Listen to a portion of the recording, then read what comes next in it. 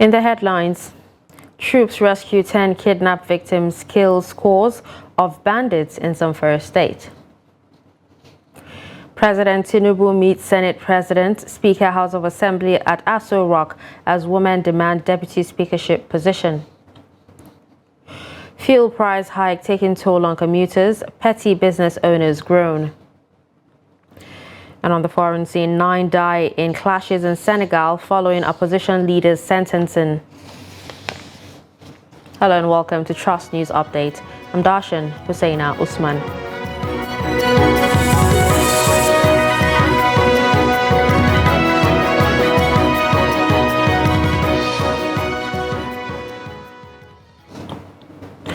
And we begin with security, where 10 kidnapped victims have regained their freedom in Zamfara State. They were rescued by the troops of the Joint Task Force Northwest of Operation Hatledendaji after conducting a clearance operation in the Shinkafi local government area of the state. The troops also killed several terrorists in the Anka local government area of Zamfara State. Trust TV gathered that the military operations were conducted on Tuesday, May 30 and Wednesday, May 31 across 2 local government areas. Sources say the troops conducted the operations and cleared terrorist camps at Alasanawa, Kayawa, Maizama, Dutsi, Dogongandu, Girari, Maiwa, Asarara, Gabawuri, Tungan Namada, Baje, Ruwaje, Atarawa, Zungo, and Mania local government area of Shinkafi local government. During the clearance operation, the troops also recovered 8 live cartridges, 4 AK-47 rifles, 1 PTK machine gun, 3 motorcycles, and several pieces of special ammunition. Troops also responded quickly by blocking the route which led to the Company illegal mining site. On sighting the troops, the suspected courier man abandoned his motorcycle and a big bag containing 46 military jungle hats, 26 camouflage t-shirts, 2 desert boots, 14 different variants of military camouflage uniforms, and 1 desert hand glove at the scene. President Bola Tinubu on Thursday met with the outgoing leadership of the 9th National Assembly to rub minds on the emergence of Senate President and Speaker of the House of Representatives of the 10th National Assembly. He also met with Representatives Tajuddin Abbas and Benjamin Kalu, who have both been selected as consensus candidates of the All Progressives Congress to run the race for Speaker and Deputy Speaker. Kende Amodu reports. The race to produce the principal officers of the National Assembly is heating up with just a few days to go. President Tinubu on Thursday met with Senate President Ahmad Lawan and Speaker of the House of Representatives Femi Gbajabiamila. Both have said emphatically that they are not interested in returning to the leadership of the National Assembly. For the Speaker, rumors are rife that a position in the executive arm is opening up for him. Well, I think we've all seen the benefits of a cordial relationship. Not necessarily in bed together, but cordial relationship. We've seen the benefits in the last 4 years, unless you don't want to be truthful. And we've seen the other side, where you don't have a cordial relationship, and which one inures for the betterment of Nigeria. I think the 10th Assembly, for the sake of Nigeria and for the sake of constituents, and having seen what happened in the last 4 years and what happened in the last 8 years, will toe that same line. As for the Senate President, he says he has done his bit. No, I've never indicated an interest to run, but I have a responsibility to the Senate, to the National Assembly, having been in the National Assembly for almost 24 years now. And when we have about 70% of our members of the National Assembly, especially in the Senate, who are new, those of us that have been there longer owe everybody that responsibility to at least help in mentoring those who are new, even if we have no presiding officer or principal officer position.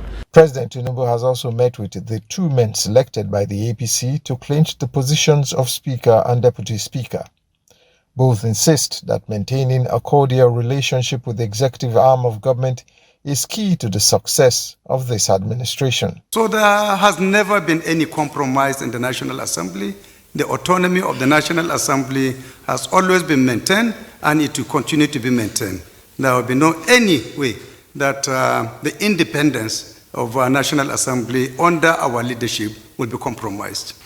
Parliamentary sovereignty that will ensure that the borders of the mandates of various arms of government will be respected, but also recognizing that interdependence is key towards achieving any national objective.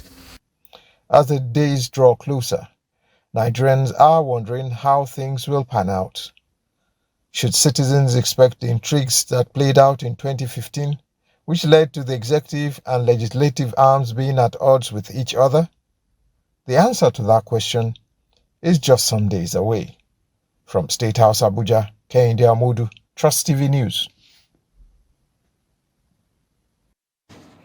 Women leaders have united in their call for increased gender diversity in the upcoming 10th National Assembly election, urging a consensus to elect a female lawmaker of proven integrity as the Deputy Speaker. They're demanding that women be appointed as chairs of key committees in the House of Representatives. They emphasize that gender diversity is crucial for promoting democracy and strengthening the legislative process. Speaking at a press conference in Abuja, they said that holding positions of influence is essential for amplifying women's voices in the country. Currently, women represent about 44% of Nigeria's voting population, yet less than 5% of the 1,553 women who contested in the 2023 elections across Nigeria were elected. Of the 1,459 legislative seats in the state and national levels, so far women have only won 75 seats. Alarmingly, there are 15 states without a single woman in their State House of Assembly. Our demand is very clear. We are aware that they have zoned their speakership. But where they have zoned their deputy speakership, there are women who are capable to fill that position. So what we are demanding is that we want to see a woman, at least a woman deputy speaker. There are 10 principal and presiding offices or positions at the National Assembly. And we are demanding 35% affirmative action. So what we are saying is that at least 3 of those 10 positions, should have women. 35% affirmative action in all areas of governance is something very crucial at this time in our nation.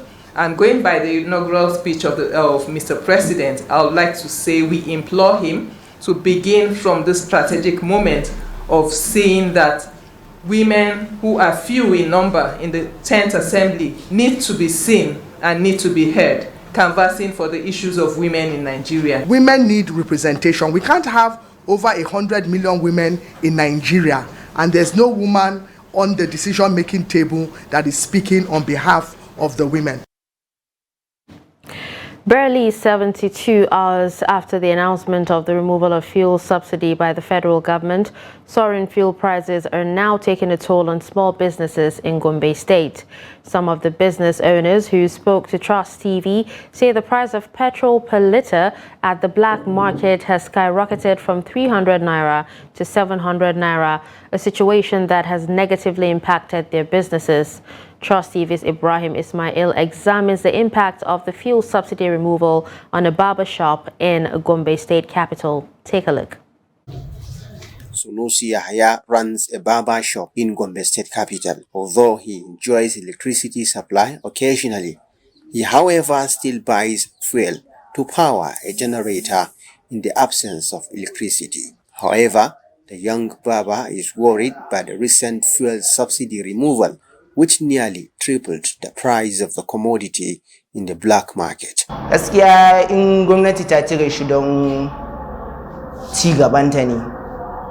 If the subsidy was removed for national interest, the marketers should have been consulted before the decision was finalized. The price is exorbitant. Suna sayarwa 220 a farashin litan 'yan kasuwa na gidajen mai. From 220 naira to over 500 naira. It should be reviewed to help the poor. Ta zauna da su a san yanda za a yi a rage abun don talaka ya ji daɗi. Away from Sunusi Yahya, I met Muhammad Maigari, who has been forced to shut down his phone charging shop by the skyrocketing prices of petrol, which he is no longer able to afford. I couldn't open the business today because I can't afford the price of petrol, and I don't want to operate in loss because some customers can't afford to pay for the services. When asked if they have adjusted prices of their services to reflect the current realities, Sunusi and Megari said they are still waiting for directives from their respective business associations. We used to buy petrol 350 naira per litre at the black market, but it jumped to 700 naira per litre. In the filling station, a litre which cost 190 naira now sells 550 or 540 naira. Our leaders in the Barbers Union are reviewing the situation for possible price increase from 200 naira. Our leaders are reviewing the situation. If they increase the price of phone charging, we will adopt it. The previous administration of former President Muhammadu Buhari began the process for fuel subsidy removal and hinted that the process will be finalized in June. But Nigerians were shocked when President Bola Tinubu announced the subsidy removal in his inaugural speech on the 29th May. Ibrahim Ismail, Trust TV News, Gombe. Following the upward review of the petrol pump price by the NNPCL, petrol queues have disappeared across the commercial city of Kano, leading to an increase in the price of transportation, food items and other basic necessities of life. Trust TV correspondent Idris Jibrin, who went around the city, reports that residents are beginning to seek alternative means of transportation. His report. Across many petrol stations in Kano, the price of PMS has since been adjusted at between 550 naira and 600 naira per litre. The black market price stood at 2,800 naira per 4-litre gallon. This is the highest and perhaps the worst petroleum price increase in the history of Kano State. If we can really have what they are saying they will do, I don't mind the removal of the subsidy. But the main issue is there will be a lot of inflation in the town and there will be increase in poverty. But if really they are going to put the money in good use so that people in the nation will have ease in doing things, so I don't mind the removal of the subsidy. By implications, the transportation fees has jumped to between 70 and 100% across many motor parks and local bus stops, forcing many residents to seek alternative means of transportation. If you consider the road, you will see many vehicles were dropped since yesterday. So even me, if not because of taking my children to school, I would have dropped my own since yesterday. As you can see, the price is 550 naira per litre. I want to fill my tank. It's about 10,000, 20,000, but because of the maintenance of children and the other things. But if I feel 1,000, it's okay for me. I'll go round throughout the day. Market price of food products and other essential commodities has also been affected at the moment. Traders say the cost of transporting goods from the point of production to the point of sale has changed. For today, sir, palm oil is adding 1,000 for each jerrycan because of transportation. Because normally people are buying oil 200, 210, 197, but now they are selling 560 for a litre, double price. Although there is no scarcity of the product at the moment, but the number of vehicles flying the routes have significantly reduced since the upward review of the petrol price. Idris Jibrin, Trust TV News, Kano. Coalition of Northern Groups has urged Nigerians to hold independent oil marketers accountable for the current high fuel prices. The CNG expressed a concern that shortly after President Bola Tinubu announced the removal of fuel subsidies, the oil marketers increased the price of fuel. They also cautioned that the Nigerian Labour Congress against taking actions that do not serve the interests of the masses and instead serve their own agenda. In a statement issued by CNG spokesperson Abdulaziz Suleiman, the coalition observed that the NLC has a history of calling for protests or strikes, but ultimately negotiating with the government and abandoning the industrial action. They also demanded that the NLC explains its position during the preparation, presentation, defense, and passing of the budget without a provision for fuel subsidies, while calling on President Bola Tinubu's administration to find a practical solution that minimizes harm to the innocent public and avoids compromising its economic recovery policies. The group wants the government to take action against the syndicate responsible for misappropriating public funds under the guise of fraudulent oil subsidies. Moving on to health, the Nigeria Center for Disease Control and Prevention has said Lassa fever has killed 162 persons across 28 states since the beginning of this year.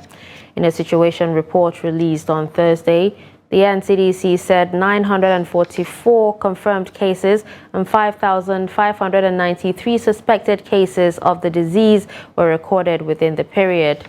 The states include Ondo, Edo, Bauchi, Taraba, Benue, Plateau, Ebonyi, Nasarawa, Kogi, Gombe, Enugu, Kano, Jigawa, Oyo, and FCT, among others.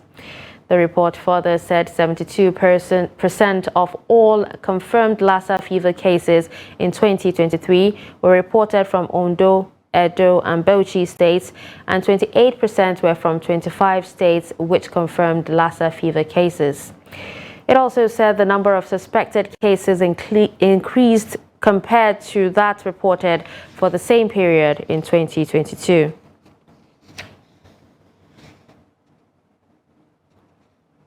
You're watching Trust News Update. Coming up after the break,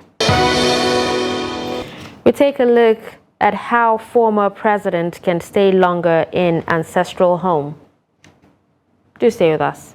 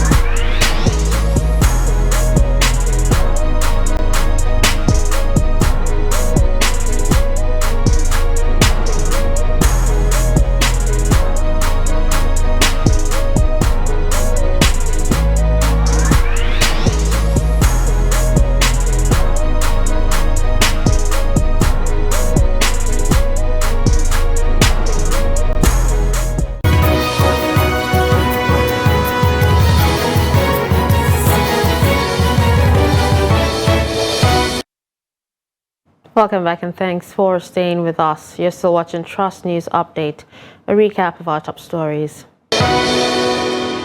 We told you that troops rescue 10 kidnapped victims, kills scores of bandits in Zamfara State. You also heard that President Tinubu meets Senate President, Speaker House of Assembly at Aso Rock as women demand deputy speakership positions.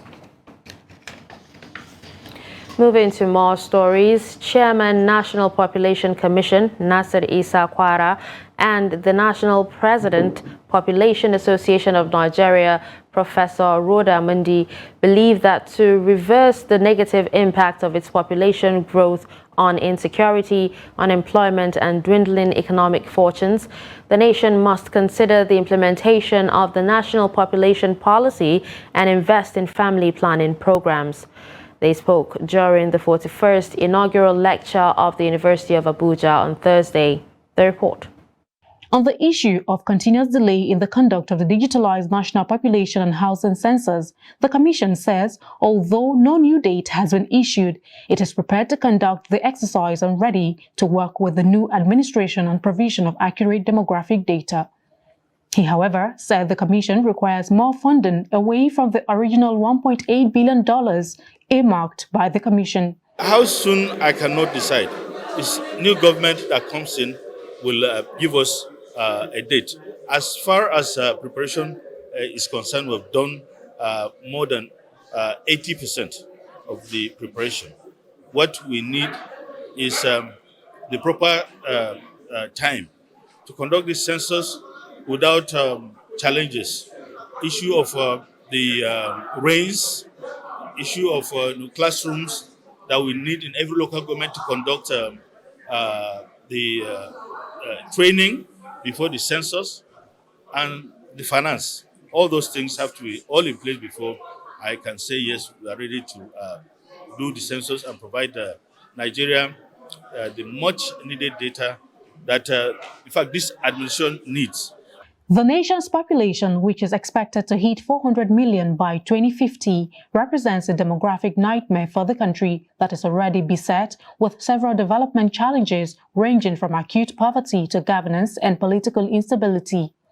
But experts have urged President Bola Ahmed Tinubu to provide adequate funding for family planning, implement the national policy on population, and collaborate with subnational governments to ensure productive population that will drive nation growth. That even in the implementation of the policy also needs funding. So you must release the fund if you want to track all the things. You want things to be implemented. You don't have a policy just to keep. You want certain things to be implemented. And then the implementation cannot just go on without money, without funding. Although population in itself is not a negative challenge, where more people are pursuing less economic opportunities, the likelihood for banditry, criminality, and backwardness will spell doom for the country if left unchecked. Aisha Salihu, Trust TV News, Abuja. Former President Muhammadu Buhari has returned to his country home in Daura last Monday after serving the nation for 8 years as President and Commander-in-Chief with enormous powers and resources at his disposal. The Daura Emirate welcomed Buhari with a splendid durbar, but the question many are asking is if the ancient city has the infrastructure and other facilities to take care of his needs. Abdullahi Yamadi speaks to the residents on this. While in office as president, Buhari will jet out of the country for medical attention in the United Kingdom. This happened on several occasions. Now that he has left office, will he enjoy the luxury of medical care in his native Daura? Daura residents are quick to mention that they have an Air Force reference hospital and the General Hospital, which was converted to a federal medical center. This is in addition to this finest roads network fitted with solar-powered street lights as part of former president's contributions to the city. Beyond that, there is the establishment of Federal Polytechnic and University of Transportation beside 2 military formations, all in the ancient city of Daura. Alhamdulillah, Alhamdulillah, Alhamdulillah, Rabbil Alameen. Yes, the homecoming of President Muhammadu Buhari on May 29 is a thing of joy to every son and daughter of Daura Emirate and Katsina State as a whole. The reason is simple. Having had 8 successful years as president of our great nation, he deserves a rest at his place of birth. Mom Chiti. Mom Makaranta Gudabi. Everything has a time. Muhammadu Buhari succeeded to have led this country for good 8 years. And he did his best for the development in many sectors in this country. But beyond all this, are facilities available in Daura to make the former president comfortable to stay? Daura residents say they are overexcited as the retired general is in their midst, staying with them after the national assignment. We will say that he done his best. At least some of our youth has gotten jobs. I've seen a lot of development, even the ones still ongoing and the ones that have been established. The military and the rest of them, businesses and the rest of them are all going on. Even the Imam of Daura, Umar Farooq Umar, could not hide his feelings over what he calls the unprecedented performance of the former President Buhari and the overwhelming support he has enjoyed from all Nigerians in the last 8 years.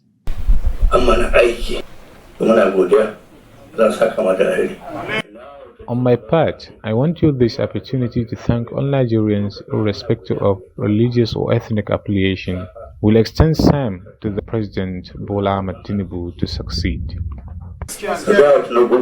However, observers say in the next coming days, it will be known whether or not the ancient city of Daura would be the permanent home of the former president.